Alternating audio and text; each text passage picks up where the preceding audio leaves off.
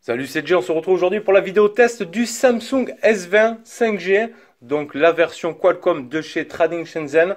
Je vous l'avais présenté déjà en déballage. Ce téléphone est déjà réservé à un tipeur.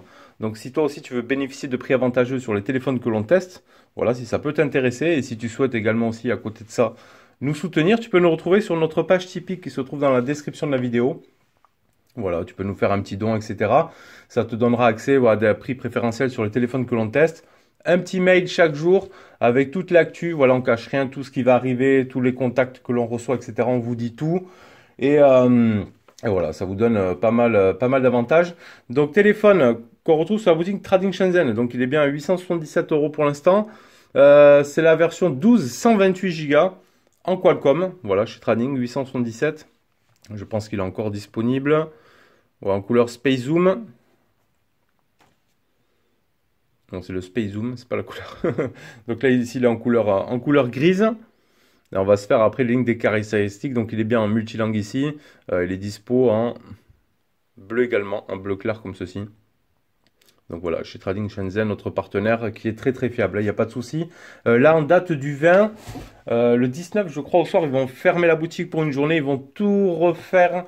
Et déjà qu'elle est bien, ils vont l'améliorer, mise à jour du site et tout, donc ça devrait être plutôt pas mal. On se reprend les lignes des caractéristiques. Donc, un écran de 6,2 pouces sur ce S20. Voilà, avec écran perforé ici. Alors après, il a un bon format, franchement. Il est compact, ce S20.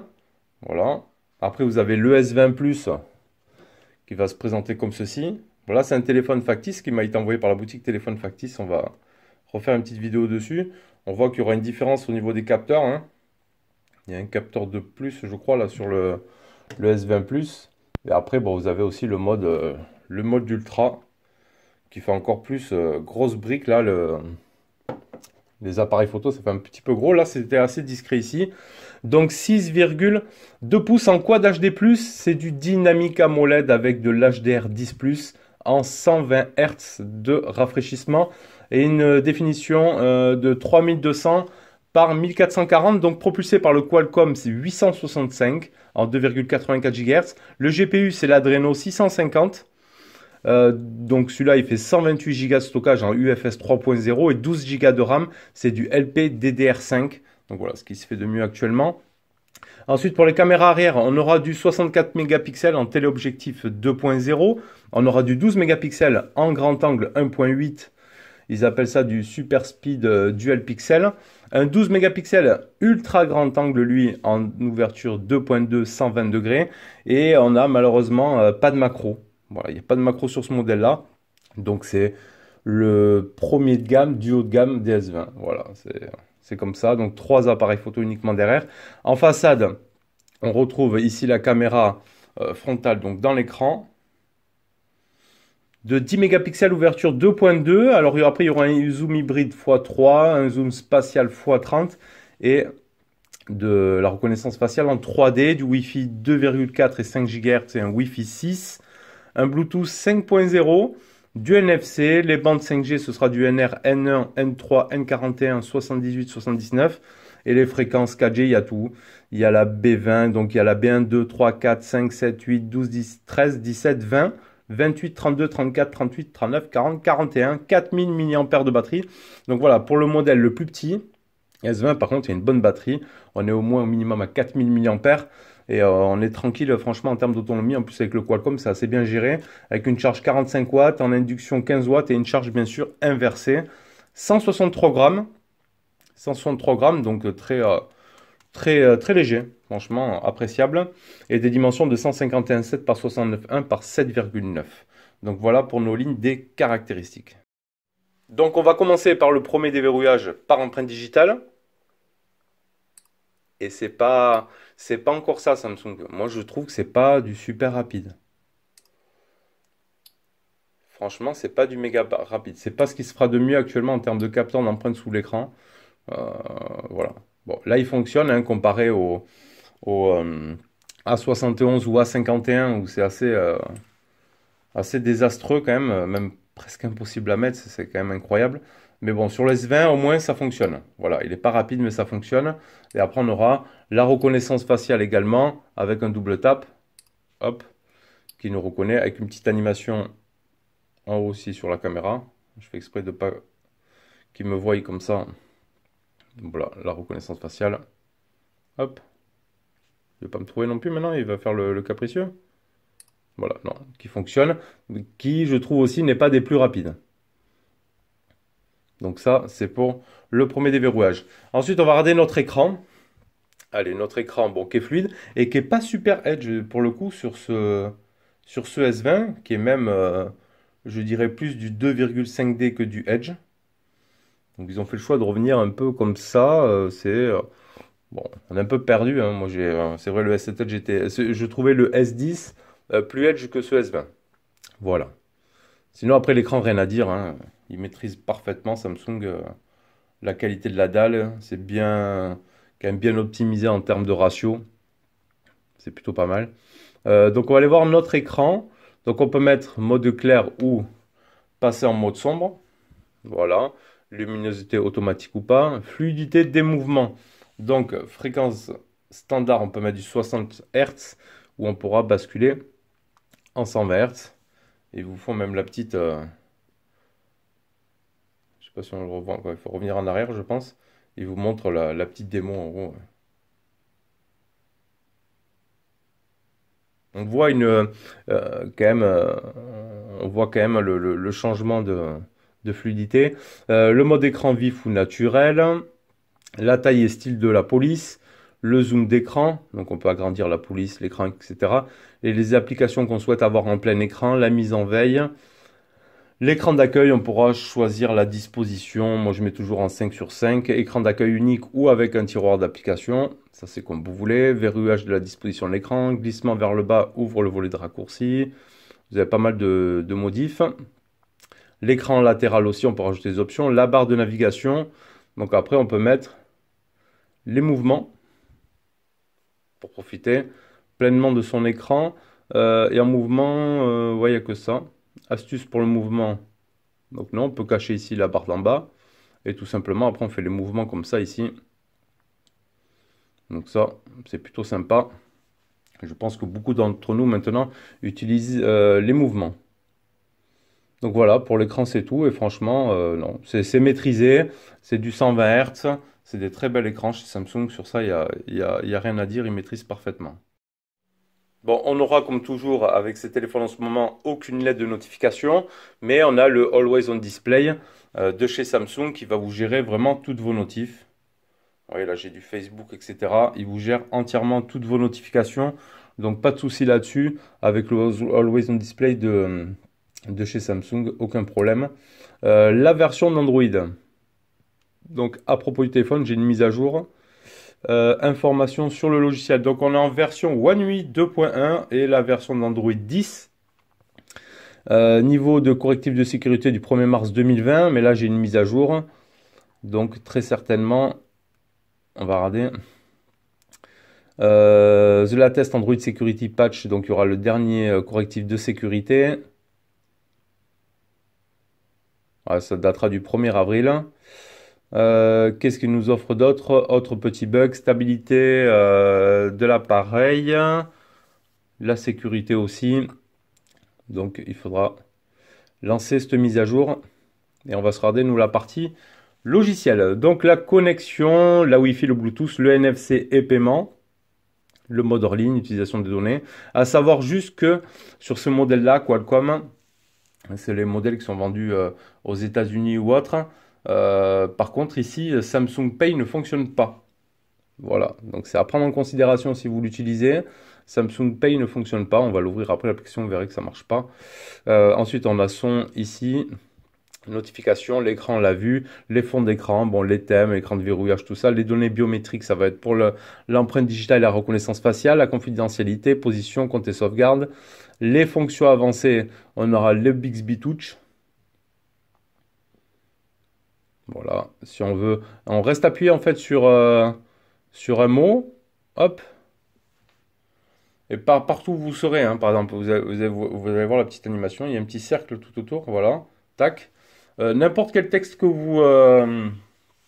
vous taperez, il y aura le Bixby, etc.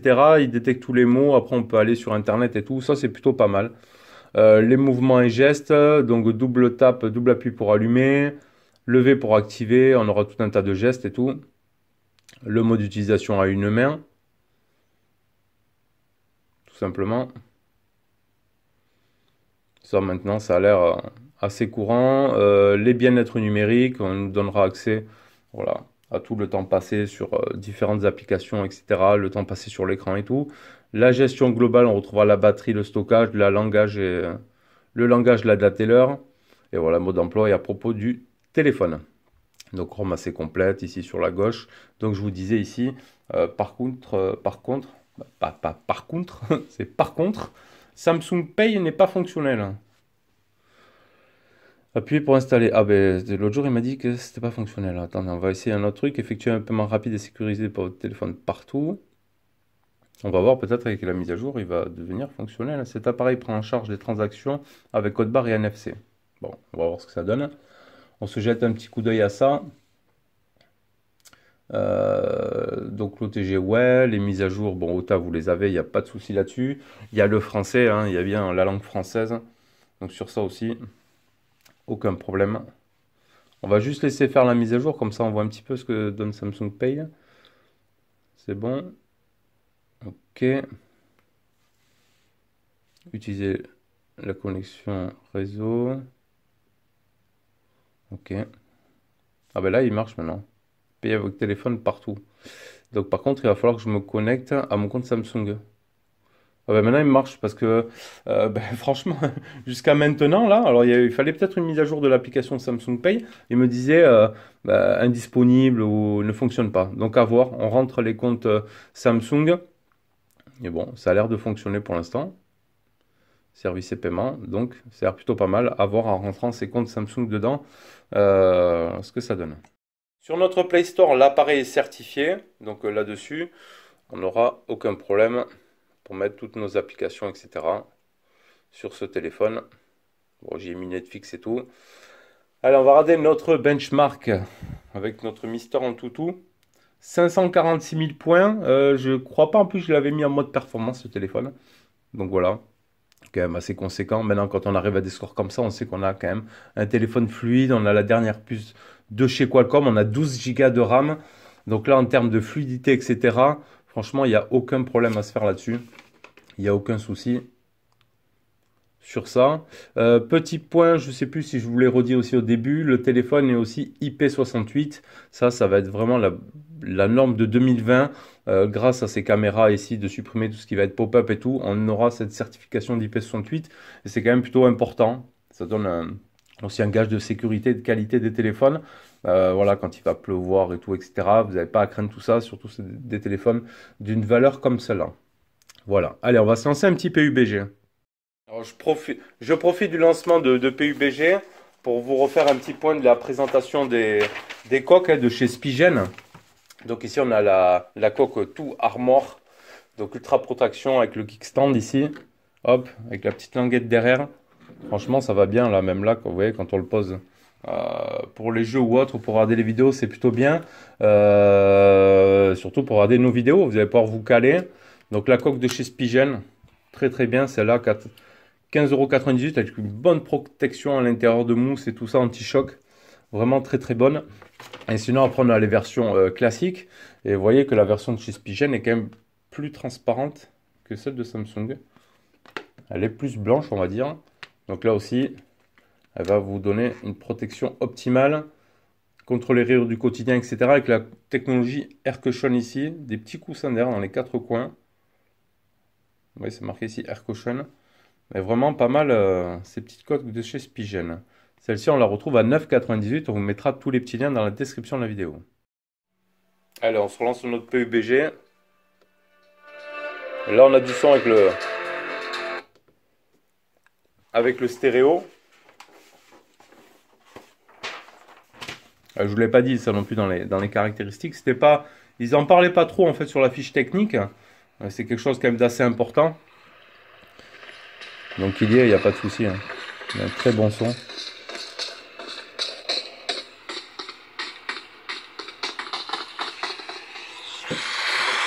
On va laisser charger ça. Vous voyez, avec la coque, c'est super, super pratique aussi.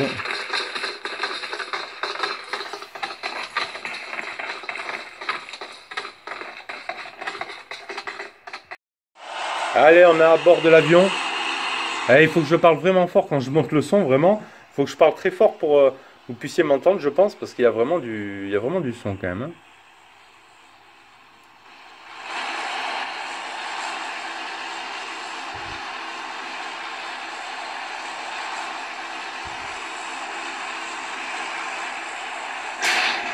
Oh, ce son. Allez, salut les amis. Non, on va choper lui là.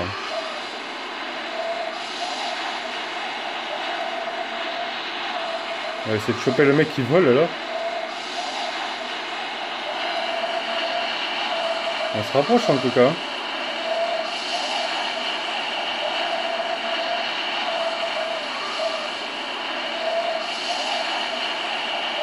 Et c'est la première fois que je me retrouve à côté d'un mec.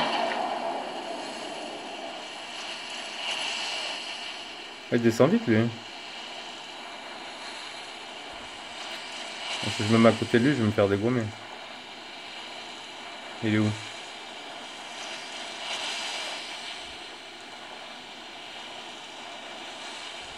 Putain, y a rien ici quoi. Bring up voice chat. Je vais me faire dégommer moi si je reste là. Vous avez trouvé une baraque là? Là-bas, il y a des... On va vite aller s'armer là. C'est assez loin, hein.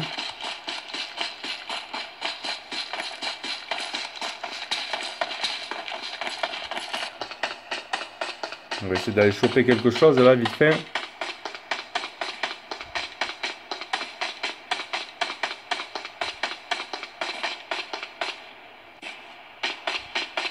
Ok, il y a des mecs qui ont...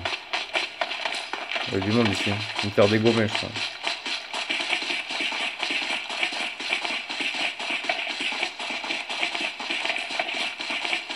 Je crois qu'il y en a qui me suit.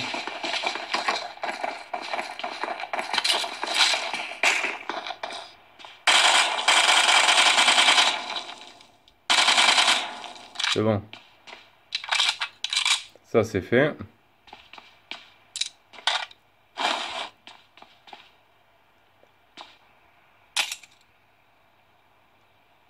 On voit rien d'intéressant dans son truc.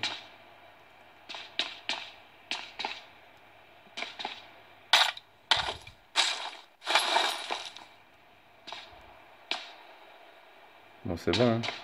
Je peux aller dégommer un ou deux mecs là.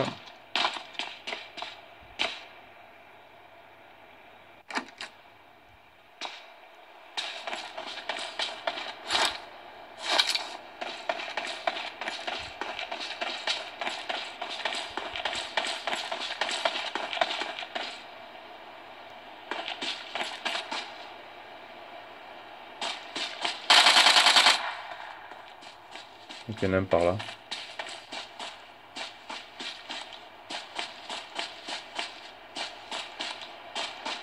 Bon, ben voilà, PUBG, c'est bon, hein. C'est parfait.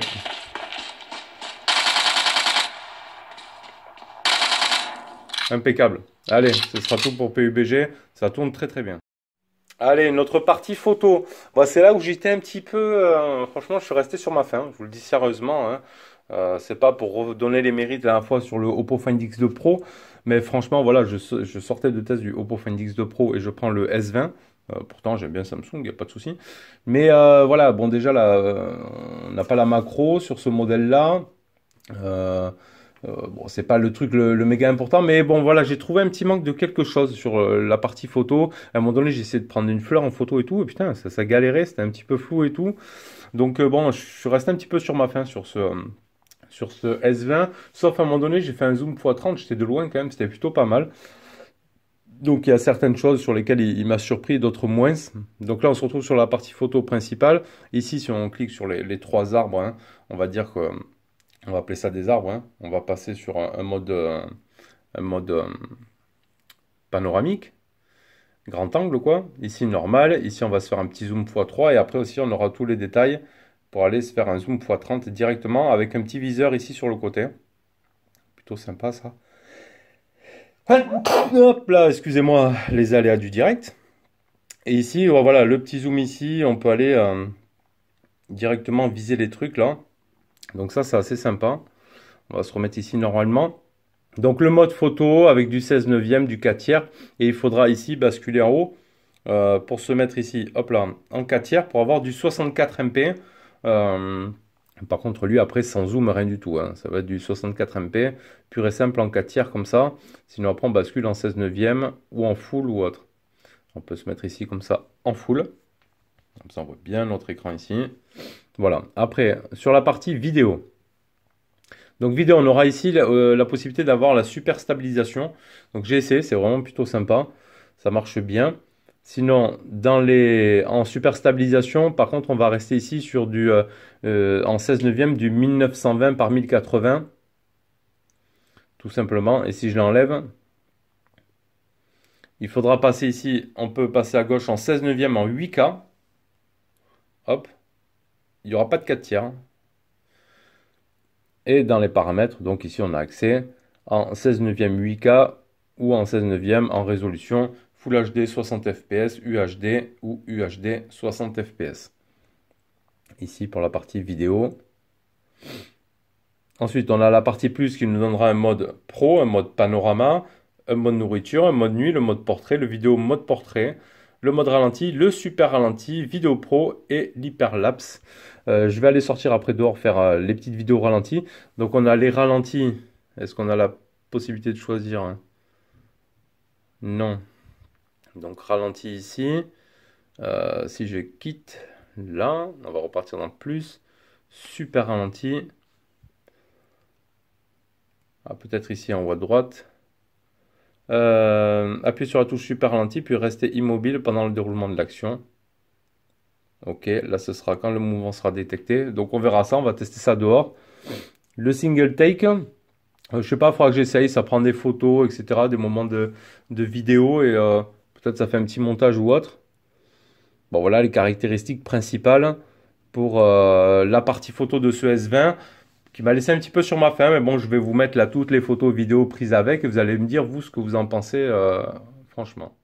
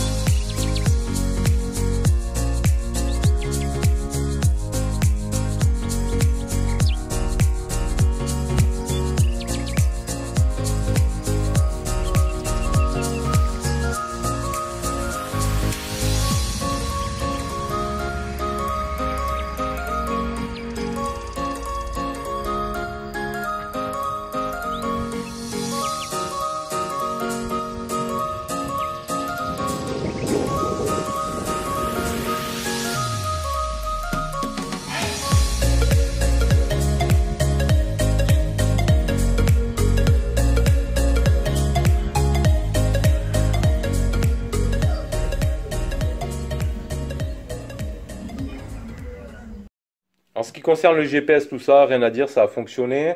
En termes de communication, micro-haut-parleur, c'est très bon aussi. J'ai fait le live avec aussi la dernière fois des déballages. J'ai filmé avec le S20, la qualité micro était bonne. Les bandes réseau, on aura tout ce qu'il faut.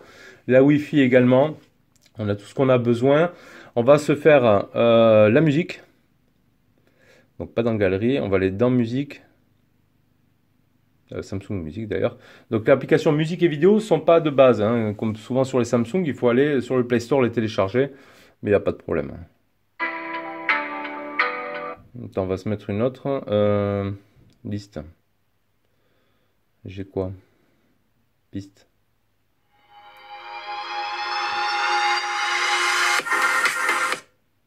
Attends, on va l'ouvrir ici.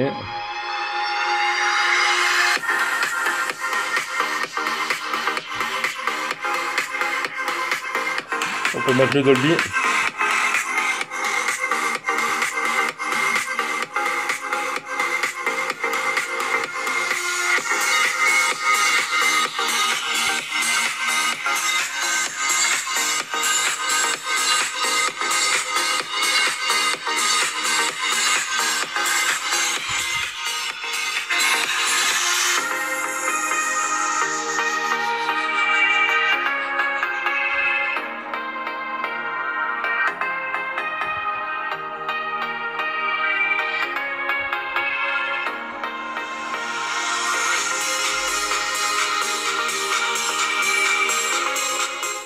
Il y a quand même beaucoup d'aigus.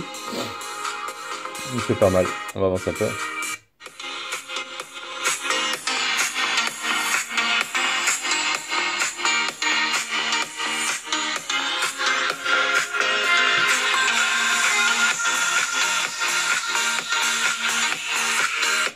Et voilà.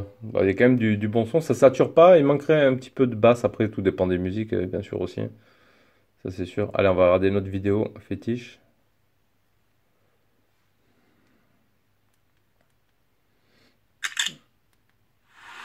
On va se mettre en full écran.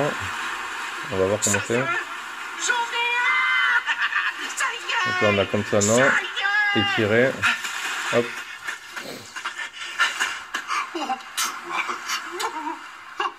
Laquelle? Toi? Non, toi!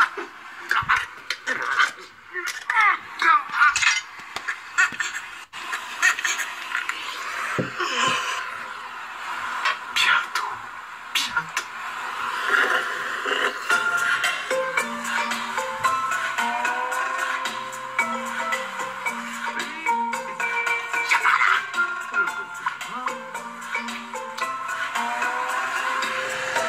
Voilà. Hop. Donc très bien, très bon son, très bonne qualité de vidéo sur ça. Il n'y a pas de problème. Donc allez, maintenant on fait un point sur la dernière phase, c'est l'autonomie. Voilà, avec ma première capture d'écran, il était 20h30, j'avais utilisé 58% en 12h52, une vie de batterie de 22 heures donnée. Donc il me restait 41% à 20h30. Voilà, comme quoi avec la puce Qualcomm, c'est quand même mieux géré. Et en plus, ils ont mis là sur on va dire le bas de gamme du haut de gamme, hein, des S20 sur le premier, donc le S20 normal avec les 4000. On peut tirer les 2 jours, je pense, ou 1 jour et demi facile. Non, je ne veux pas déplacer la corbeille. Hop. Et après, j'ai fait une deuxième capture à 19h12. J'avais utilisé 60%, là je l'avais bien sollicité quand même. Il me restait 39%.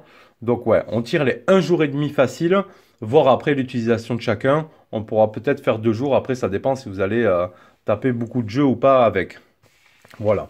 Donc je pense qu'on a fait le tour de ce S20 qui est... bon, dans sa conception, la finition, la qualité, ça reste Samsung, franchement, je trouve qu'ils sont très très beaux. Dommage, ils n'ont pas fait un peu plus Edge. Bon, ben après, il y en a qui aiment pas, il y en a qui aiment, qui aiment pas. Voilà. Donc la conception est bonne. Après, on a quand même tout ce qu'il faut. On a du Dual 5G, on a de l'IP68, on a le Qualcomm 865 avec 12 Go de RAM. Donc on a du NFC, le Bluetooth 5.0, de la Wi-Fi 6.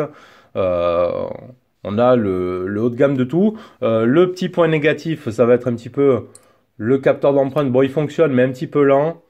Et vous avez vu, j'ai dû le faire à 2 fois lors du déballage Donc je pense qu'il manque euh, de compétences, hein. Je sais pas, pour le capteur d'empreinte, il y en a qui font beaucoup mieux. Voilà, je trouve un petit peu lent.